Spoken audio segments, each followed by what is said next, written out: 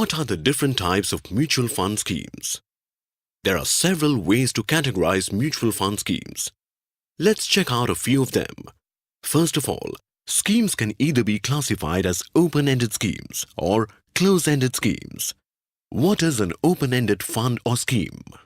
An open-ended fund or scheme means that it's open for business on all business days. You can invest or withdraw your money on all business days. Liquidity is the key feature of open-ended schemes. And what are closed-ended funds or schemes? Closed-ended funds or schemes have a stipulated maturity period, example 3 months, 6 months, a year or more. Unlike the open-ended funds that's open for business on all business days, closed-ended funds are open for purchase only during the initial launch and for redemption at specified periods of time, either immediately post-launch or later, depending on when the AMC specifies. Mutual fund schemes can be classified according to the investment objective. Such schemes may be open-ended or closed-ended schemes, as described earlier. Let's take a look at some variations. Equity funds. The aim of growth funds is to provide capital appreciation over a medium to long-term period.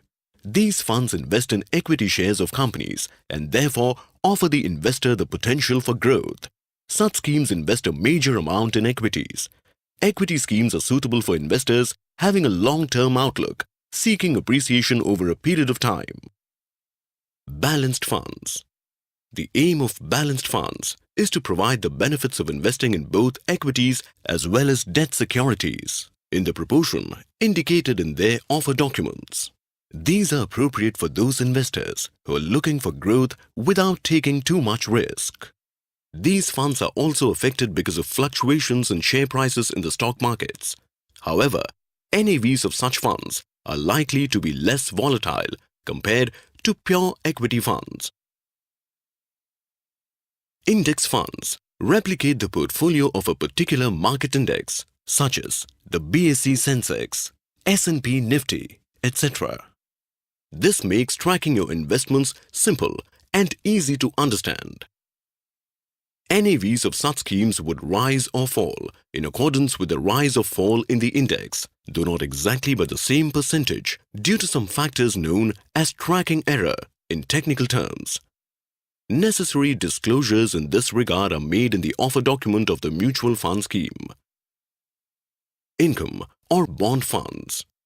Income funds invest in debt securities such as bonds, corporate debentures, government securities, and money market instruments.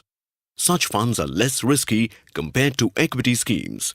These funds are not affected by fluctuations in the equity markets. However, opportunities of capital appreciation are also limited in such funds. Income funds are generally preferred by individuals with a low risk profile. Money market or liquid fund. These funds are also income funds, and their aim is to provide easy liquidity, preservation of capital, and moderate income. These schemes invest exclusively in safer short-term instruments such as treasury bills, certificates of deposit, commercial paper and CBLO, government securities, etc. Returns on these schemes do not fluctuate much compared to other funds. These funds are appropriate for corporate and individual investors as a means to park their surplus funds for short periods of time. Gilt funds. These funds invest exclusively in government securities. Government securities have no default risk. NAVs of these schemes also fluctuate due to the change in interest rates and other economic factors, as is the case with income or debt-oriented schemes.